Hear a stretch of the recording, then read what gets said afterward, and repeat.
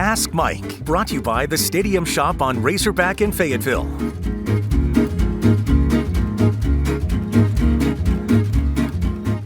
Well, welcome to another edition of Ask Mike, not the regular cast. This is Will Monclair alongside the obvious Mike Irwin. Courtney, I think she's off on a nice date with her boyfriend. Shout out Jeff, Alyssa, back at home, probably doing kid stuff. Yep. And next man up, so I get to do the thing. But happy to be with you, Mike. It's been, yeah, we'll be here for a while. Been watching you do this for 2 years. So let's jump right into it. This has been on the top of my list. First question is from Hog. We had a conversation about getting these names right. I know how important they are. Hog wants to know what's wrong with the men's basketball team. Even allowing for the loss of two key players, they don't seem to be playing well at all. I could probably agree with that. Yeah, you know, Eric Musselman's explanation is that the competition got better. I think that's part of it. But I think it's been a combination back and forth thing. If you go to the LSU game, it was shooting. Don't have an offense. And that was even true. Arkansas came back and won't beat Missouri, but then they go on the road. They go to Auburn, still had offensive problems. What I was noticing all along was there was some defensive problems, and I think maybe they spent a lot of time working on their offense, because what happened in this Vanderbilt game was they scored plenty of points to win the game, especially in the second half. The defense wasn't there. It wasn't real good the entire game, but I think, you know, when you let a team shoot 70% and a half from the field and 66% from three-point line, and you leave wide open threes, and you're not really playing, there's not a lot of switching off. In other words, if I'm on the guy with the ball, if I'm playing on-ball defense and I get screened, I got to be able to communicate with somebody to pick this guy up as he goes around the screen, or he's going to go straight to the basket and get a layup. It doesn't look like to me there was a lot of communication there. So it's going to be interesting as they go back to Columbia, or go to Columbia to play Missouri again on Wednesday. You know, does Musselman spend now 2 or 3 days working on defense again? I mean, you got to get them both working. Yeah. But that's, to me, what it's been. It's been a combination of, okay, we don't have offense. Well, whoa, wait a minute, we don't have defense. There's a lot of other things at work here. I don't think Arkansas is a true point guard. In fact, I know they don't. All of their guards are twos. Even if Nick Smith Jr., when he comes back, he's still a two. They don't have a true point guard.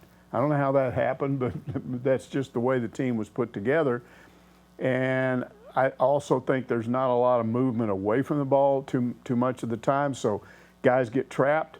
I think there was a moment, I think it was the Vanderbilt game, but somebody got trapped. I think it was Ricky Council got trapped, kind of dribbled in toward the paint, stopped, couldn't move, couldn't dribble because he would be picking his dribble up. So he's turning around looking, and Devo's got a guy in front of him, and it's like he's trying to peek around the corner. You just got to move over there so he can get you the ball.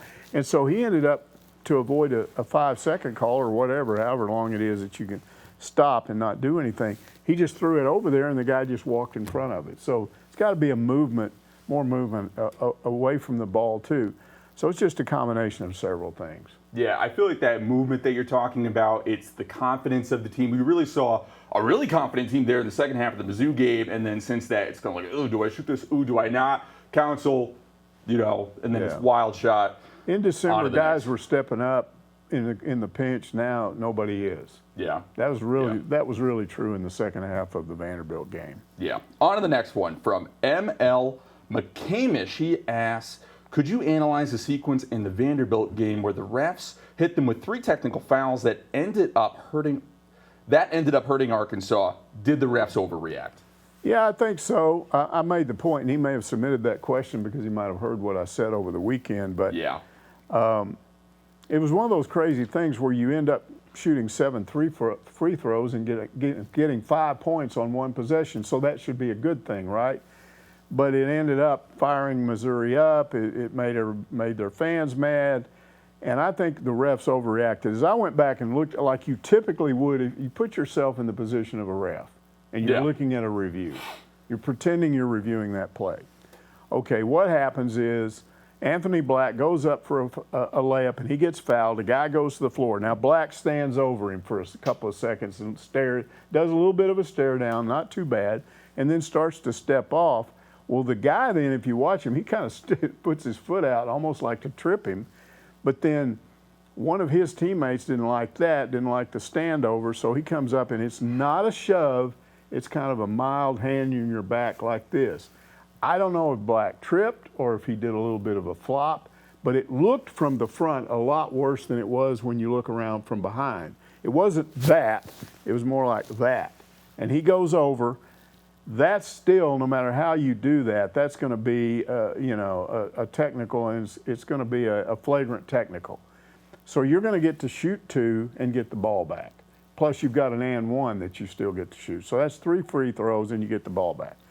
But somewhere along the line, because what happened after the shove was there was a lot of shoving and pushing and threatening and guys going crazy. Well, to me, when you review all that, they broke it up, no big deal. But somehow they ended up giving the guy that got the original push another tee.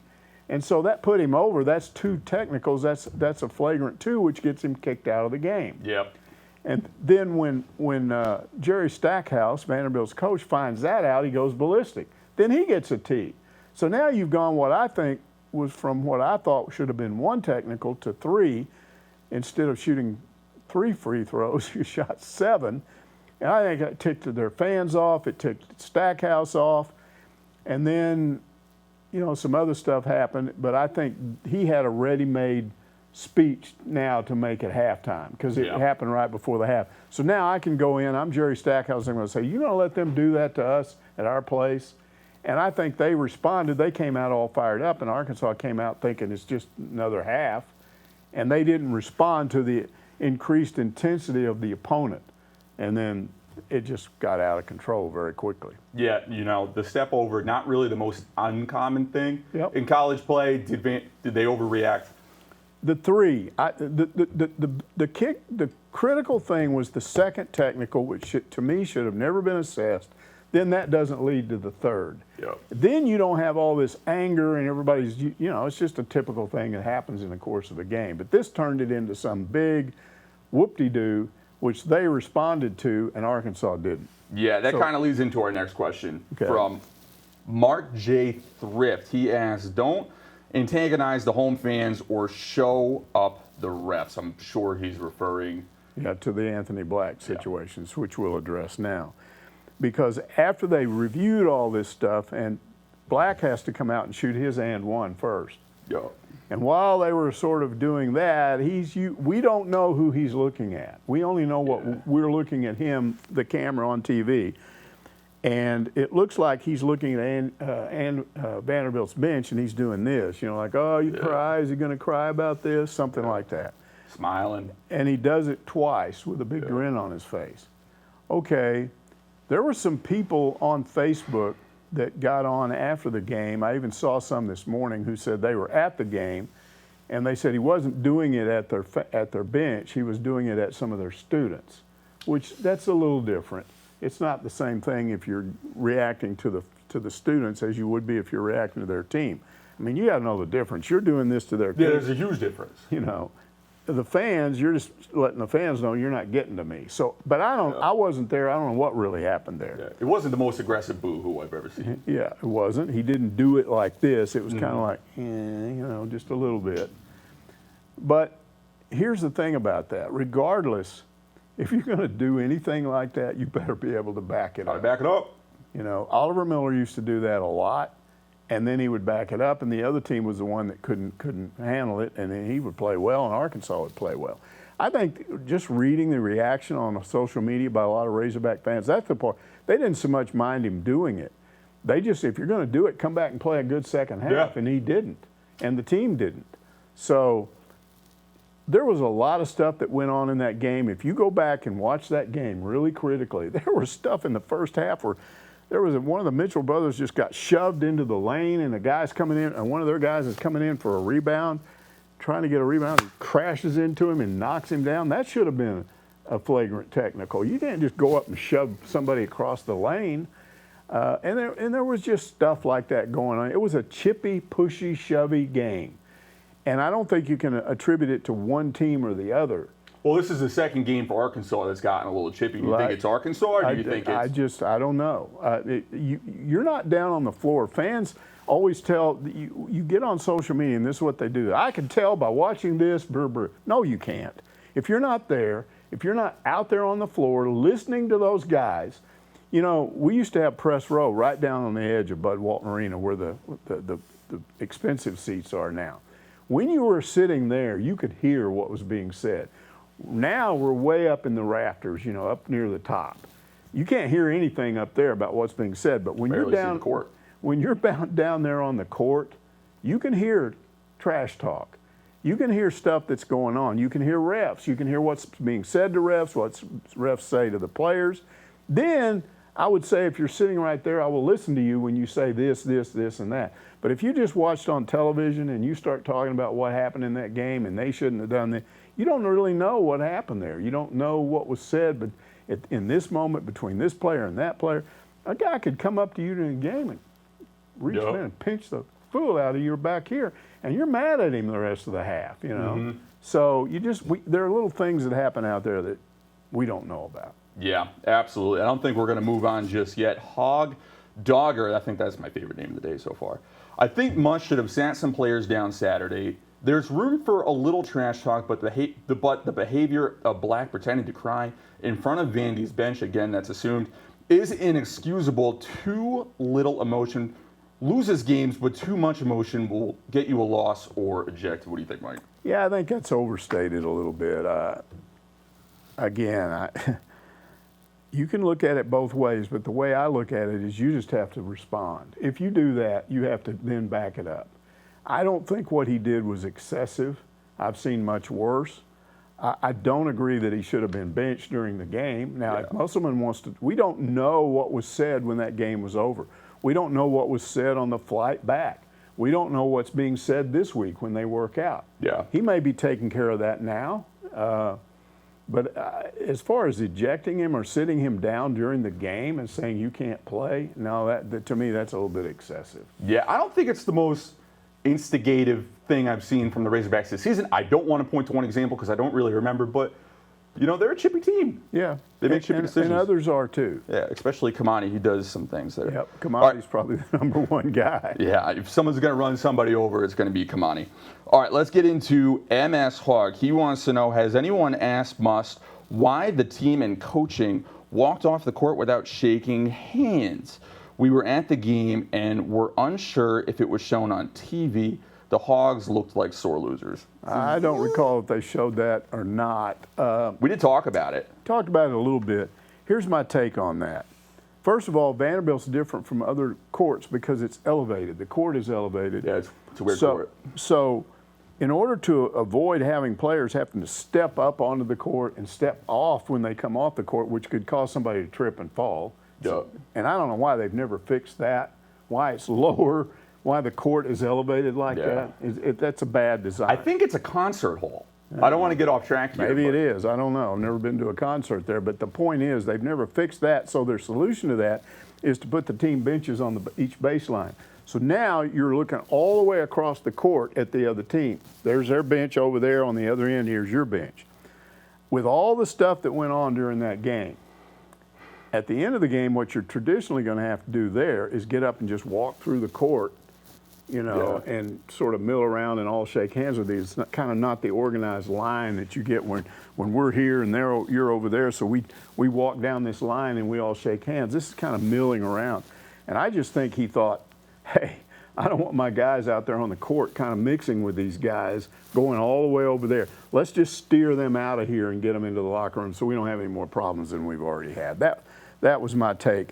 I didn't think sore losers or anything. Is there another court that just doesn't work out for handshakes, or do you think this is just that one example? Well, a lot of people are questioning the handshakes and saying it's not really necessary and it can cause problems.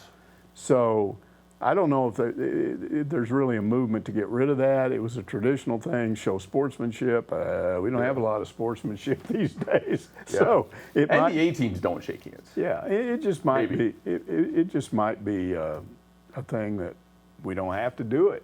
You know? But I didn't read a lot into that. I didn't even know about it when it happened because I don't think I didn't pay any attention. They did shake hands with Alabama, and that one was also chippy. So I don't know how much that speaks. Yep. But all right, back into the questions.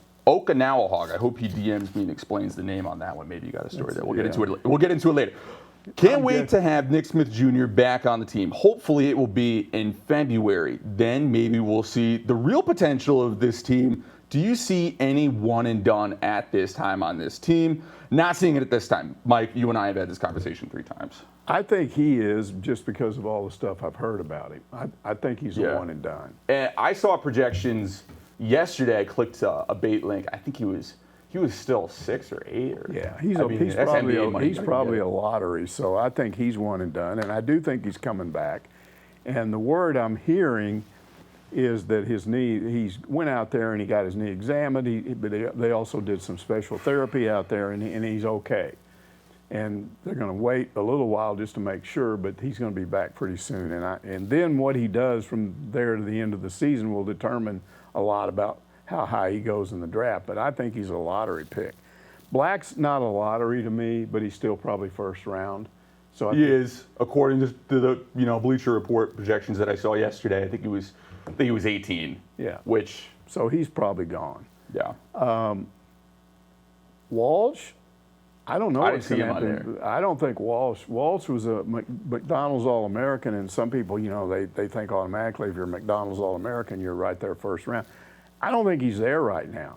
He disappeared at the first part of the season, had a spurt there right after Nick Smith left with that. TB. He went out. TB went down. I think Musk gave him a little hoorah speech. He started waking up early, stretching, doing all the thing. Musk all went into that. This was in December. He had 2 great games. I remember. And then lately his SEC plays vanished again. Yeah. So, but somebody put up a stat. I don't check these stats out because I got enough to check out as it is. But somebody put up a stat that indicated that they score better when he's in the game, even if he doesn't score. So I believe it. I don't know what that means, but he himself is not producing, and Musselman has played him less because of that. But again, there's an inconsistency. There's an inconsistency with Jalen Graham, where he comes in one game and scores 15 points, and he's looking really good, and then he comes in the Vanderbilt game and is missing shots and playing bad defense, so he's quickly on the bench again. It's just that is the biggest problem, not just the team, but their individual players on this team. Nobody's really consistent right now. They'll have a good game and then they won't. And you really need about 3 or 4 of these guys to start playing consistently. Yeah. Well, consistently. Graham specifically with that one. I think that would be really nice to see him really explode shooting. Razorback asks RZ back at these, just trying to get around the Twitter handles here. Why do you think we've had such an exodus of players into the transfer portal this year, especially with our defensive backs? Switching over to football here. Yeah, and we've gotten this question each of the last 3 weeks. I don't know how many times you have to go over this. I'll go back to what I've always said. In early December, Sam Pittman had a press conference right after the Missouri game, and he said this was going to happen. He said there's a new rule from the NCAA, and this is significant, so listen to this. There's a new rule that uncaps the number of players that you can bring in from the portal. There used to be a cap. You could only bring X number of players in from the portal. Now there's not one. And he said, because there's not one, anywhere we feel like we have a need, that's an instant fix if you can get the right guy. So we're going to go with that. Yep. What does that mean? It means that if you want to bring 15 guys in, 15 guys need to leave. And I think a lot of people went, yep.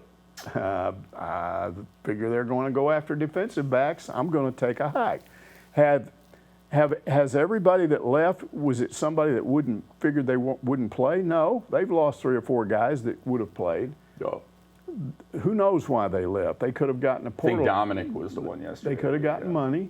Yep. They could have gotten money to transfer, NIL money.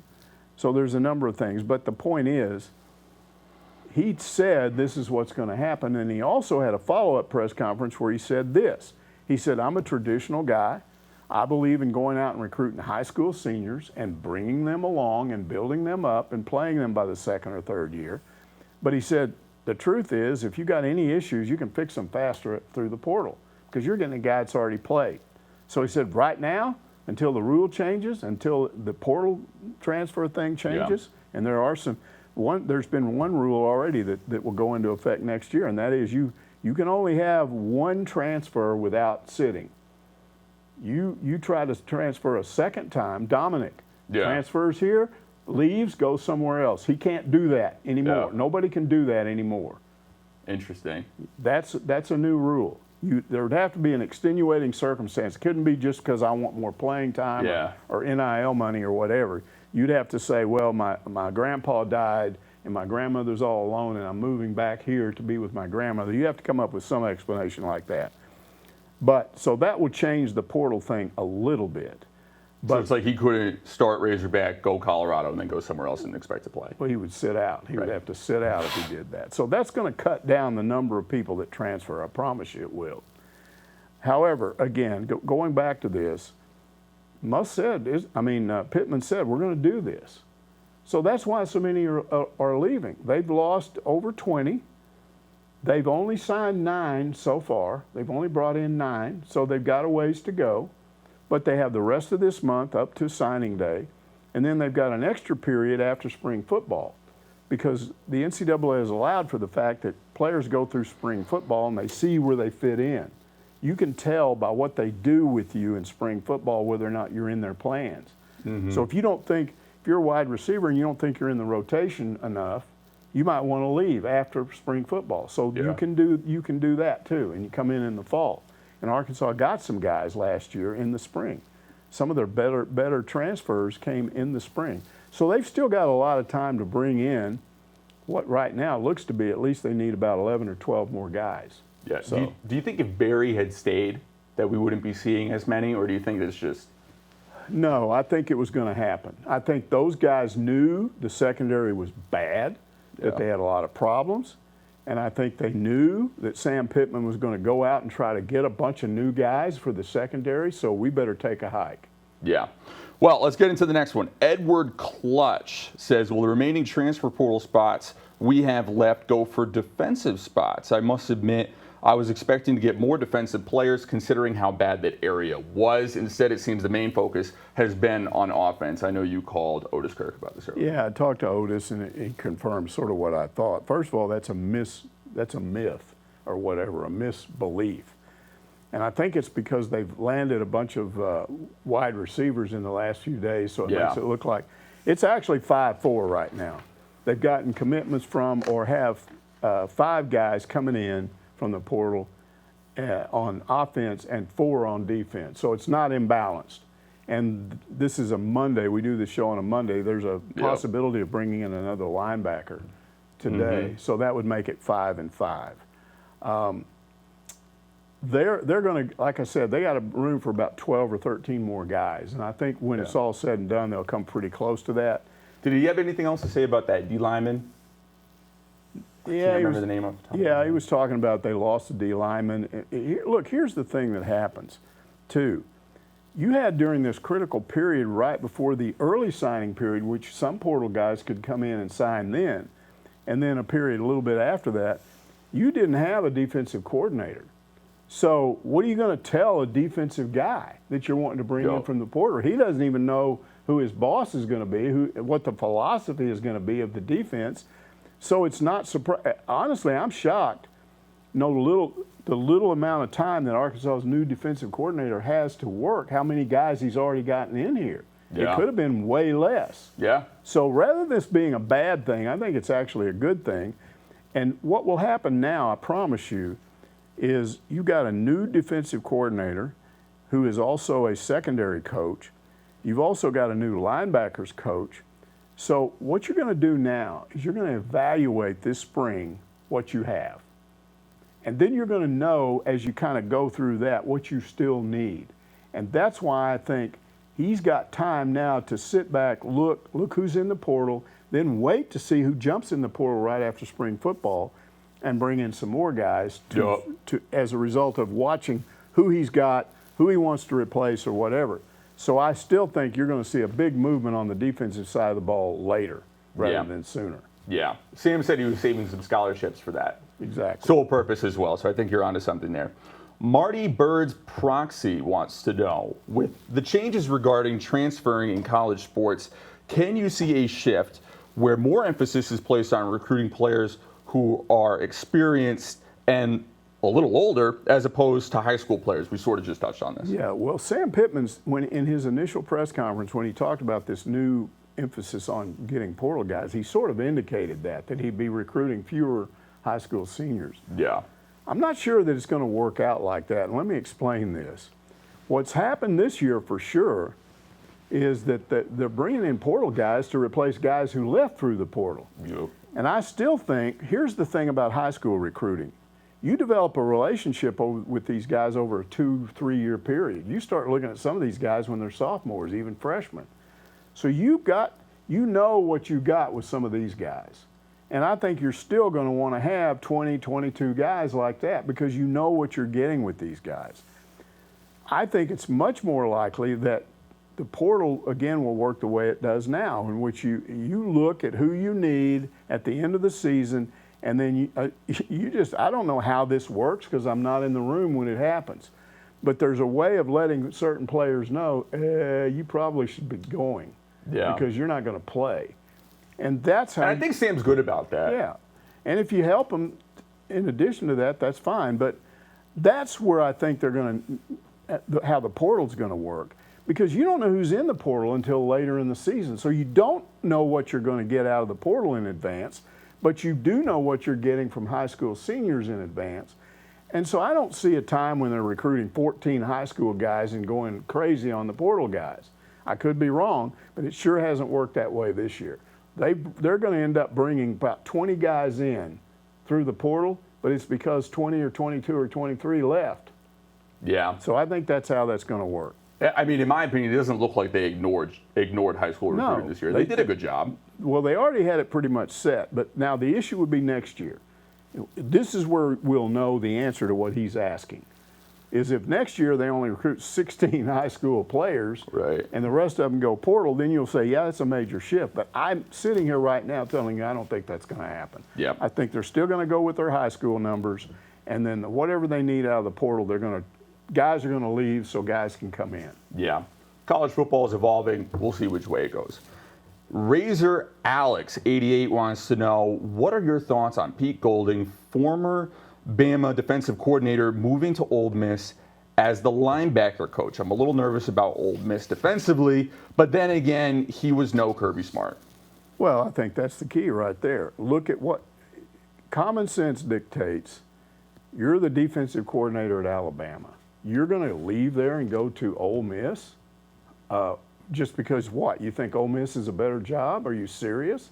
You'd rather coach under Lane Kiffin than Nick Saban? Unless you just didn't like Saban. I think what happened here was, we all know that Alabama didn't make the playoffs. That Nick Saban doesn't like that when he's not in the college playoffs. What do you think happened on his staff after that happened? After the reality set in at the end of the regular season, we're not playing for the national championship. You think that was fun being on his staff? You think he might not have put the word out, hey, bub, you might want to look for another job? So I think that's exactly what happened here. I think Bowling took the Ole Miss job because he didn't want to be without a job. And as far as that being scary or something, I'm not saying the guy's a bad coach. I don't know. All I will say about Ole Miss is Lane Kiffin got a big new contract. Yeah. And then they proceeded to lose, 5 of their last 6 games? There's an issue there. Believe me, there's an issue going into this spring. There's going to be an issue going into the fall. I don't know what his status looks like. They've got to really come back. Kirby. No, I'm talking Ole Miss. Oh, Ole Miss, yep. Yeah. I mean, come on. They were supposedly on the upswing. They started off ranked. Everybody thought they might challenge, it turned out it wasn't even Alabama, but they thought they might challenge Alabama for the West and be the team to go to the SEC championship game. And then Ole Miss just dropped like a rock. Yeah. And so he's got issues to solve. And as I sit here right now, I'm not sure about his long-term future at that place. Now we're talking about Kirby. No, I'm talking about Lane Kiffin. Okay. Yes. Absolutely. All right. Let's get into. No, I agree with that. I'm happy that they're not Arkansas's problems. Space Hog wants to know, when Danny Ford was the coach, I remember Frank forcing Ford to accept Clay's of coordinator. Did that not seem to work out? Did Ford and Steffen get along personally? Were they too significantly different? What's the deal there? Yeah, it's Kay Stevenson is this guy who was brought in from the Canadian Football League. Now, this is a long, long process, so you're going to have to bear with me on this. Oh, no. When Frank was the head coach here, he would go back and forth between, gee, I got to run the ball more. No, it's popular to throw the ball now. It's always about what everybody's doing. And the best example of that is he brings in, Joe Ferguson was the best passing quarterback Frank ever recruited. I mean, he was in the NFL for 17 seasons. There's no other Arkansas quarterback that's ever equaled in the NFL what Joe Ferguson did. But by the time Joe was at the end of his senior year, he was benched in favor of a run quarterback. This is the way Frank went. He went back and forth and back and forth. Okay, so now Danny Ford comes in. He's a veer guy. Yeah. That's what he's always done. And he won a national championship at Clemson running the veer. But the veer's not working at Arkansas. And the fans are going, wait a minute, everybody's throwing the ball now. What are we doing running this old school stuff? So a lot of the boosters are talking to Frank, we got to change the offense. So Frank goes to Danny and he goes, I hate to tell you this, but this is the way it works. There's this guy, Norm Chow, and he's over at BYU, and he's throwing it all over the place, and he's the hottest new thing, and Frank was always about the hottest new thing. What's the hottest new thing out there? A guy once told me, if you want to understand Frank Broyles, go talk to him about his golf game. Because he was, whatever new thing was in Golf Digest, the new swing, lower the backs, you know, what do they call that when you lower your back? The lag. Leveling. Yeah. Leveling the plane of your backswing or lag or any of that stuff. Yeah. Whatever the new thing was, Frank would be all over the new thing. So he'd go back and forth. Well, now the new thing is Norm Chow, because he's out there throwing it all over the yard and he's got this innovative offense. So he invites Norm Chow in and pretty much offers him the job and just tells Danny, I got this guy coming in. He's probably our new offensive coordinator. If he wants the job, then we're going to hire him. And Danny's like, okay. And Danny's no dummy. So what he does is they bring him in, he shows him around, looks at the facilities, and they sit down to talk. And Norm says, well, I'm going to tell you a little bit about my offensive philosophy. And he does the X's and O's and on the chalkboard, and they do all this stuff. And then he says, well, what do you think? And Danny Ford says, I think for you, that's great. For me, it's nothing, because I don't like any of that stuff. So if you come here, we're going to be butting heads, because you want to do one thing and I want to do something else, and it's probably not going to be good. And Norm Chow said, you know what? I appreciate your honesty. You saved me from making a mistake. Here's what I'll do for you. I will go talk to Frank now and tell him, boy, I really like my visit. It's nice here, but I like it where I am better. And that's what happened. He didn't throw Danny under the bus. He didn't go tell on him, hey, he said he didn't like my offense. You know, he just went in and said, hey, I'm just going to stay where I am. Okay, Frank's no dummy. He figured out what happened. So then he went after Kay Stevenson, because he's a guy in the Canadian Football League that was doing all kinds of the same stuff Norm Chow was doing. He was just doing it in the Canadian Football League. And he doesn't give Danny a choice. He says, I've contacted this guy. He's coming in here. We're hiring him. Okay, so now there's none of that. So Kay Stevenson comes in, and now it's the first spring under the new offensive coordinator. And they're going to have their first scrimmage. Just a simple scrimmage, but in those days, the media could go to those. Back in the day. And we're all watching this, and the offense just blows up. I mean, it can't do anything right. They're blitzing and throwing, sacking the quarterback and all this stuff. It's terrible. Probably why we're not allowed to go anymore.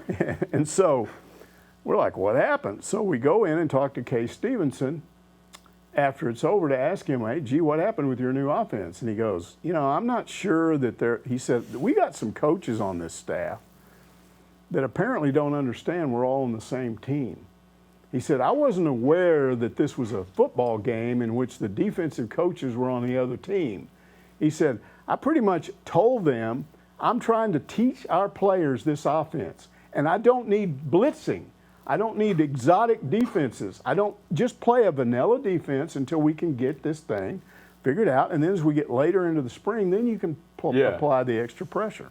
And we're like, okay. And then we go ask Miles Aldridge, the defensive coordinator. He goes, I don't know what you're talking about. Never had that conversation. Yeah, I don't know anything about that. So now we get into the fall. Arkansas wins the first game fine. It was a typical rent-a-win game. But then they go to, And I still don't know how this happened. They went all the way down to Shreveport, Louisiana, to play SMU.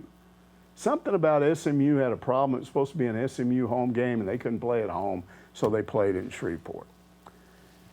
Oh, man. Arkansas's offense was awful in that game. It was like, I don't know, 27-9 or something. Arkansas just got hammered. So afterward, we're interviewing the coaches, and we're talking to Kay Stevenson, and he's trying to technically explain what happened. We're still learning this offense. It might take us a full season to get it down. You don't do this overnight. And Miles Aldridge just basically in his interview says this offense is junk, it's stupid, he should have never been brought in here. I don't know what our head coach is, I don't know what our athletic director is doing to our head coach. Well, you know what's going to happen. You could see this a mile away. It's not going to be a good season. And Danny, because he can't make his coaches shut their mouths and not say stupid things like that to the media, you're all going to get fired. So Miles Aldridge, I hope you had a good time saying all that stuff and doing all this stuff, because you ain't going to have a job when the season's over. And that's pretty much what happened. They all got fired. Now, what's the lesson in all this? It's what I keep saying. You can't tell a head coach what kind of offense to run, who to hire. If you don't like what he's doing, simply fire him and get somebody that will do that does what you want. Yep. But when you go in and tell him, I don't like this, you run it too much, we want you to be a passing, and that's not what he is, what are you going to get? It's going to blow up on you. Right. It never works that way. So that's the lesson from all of that. You can always trust that Mike will remember. All right, the next one is from Peter and, just kidding, no. If you know, you know. If you know, you know. This one's from Dr. Strange Port. ESPN's documentary on SMU, Eric Dickerson, implies that all Southwest Conference teams made cash offers, not saying Arkansas did or didn't offer, but with Broyles as AD and Lou famous for his do-right rules, it's hard to imagine Arkansas made such offers. What do you recall of that time? You know, I did as good a job as I could trying to find out if Arkansas cheats too, because there were a lot of schools in the Southwest Conference openly buying players.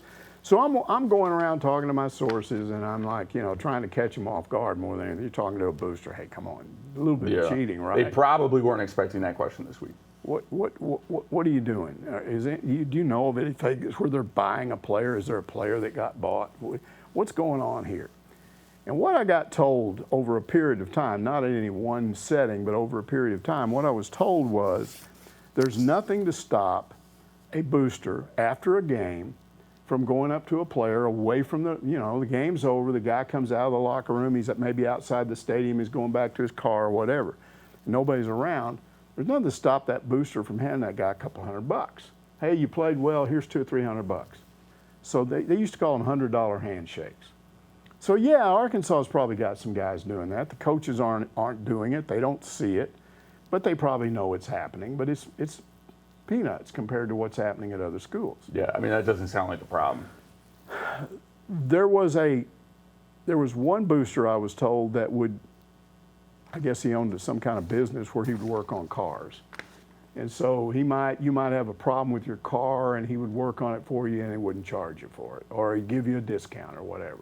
Again, this is not buying somebody a car. Yep. The original NIL. This is not throwing money at the guy. It's helping him out a little bit. Then there was the Ted Herod case, which Arkansas ended up losing a few scholarships over, where there was a booster in Dallas, and this was back in the days when players didn't work out all through the summer. When you got into the summer, everybody went to their homes, and they were supposed to work out on their own. Well, these players needed money in the summer because they're no longer getting their scholarship money and all that stuff, so they got to live somehow. So Ted Herod owned this trucking company, and he would employ certain numbers of Razorback 5 or 6 guys that lived in the Dallas area. Well, apparently he had a son that was getting a divorce from Ted Herrod's daughter-in-law, and she was claiming that the son wasn't giving her a proper amount of settlement on this. You know, he's cheesing on me. That Ted's got a lot of money, and he's got more money than he's doing, and he's holding back on me. Okay. And there was a trial on this, and she gets up there and says, well, I know that what's going on there, that Ted's just giving money to these players. And if he's got enough money to give all these players money in the summer, he certainly, his son can take care of me. So because that came out in court, the NCAA comes in and starts investigating. They did a 3-year investigation. It lasted forever. What they concluded was that Ted Herod was employing some of these guys, and what they were doing was they were coming in where they were supposed to work, and they were just kind of punching their time cards and not sticking around for very long. So they were kind of getting paid for work they didn't do. Okay. So they calculated how much that amounted to, and the whole thing amounted to a few $1,000s. It's not a lot. So they didn't get punished very much for that. They lost 1 or 2 scholarships or whatever. Compare that to what was going on at SMU, where guys are getting $40,000, $50,000, $60,000 a whack. And it was happening. Now, this is a story I got told by a former Razorback player who was at Arkansas. This is in the 90s, I think. And he told me this story.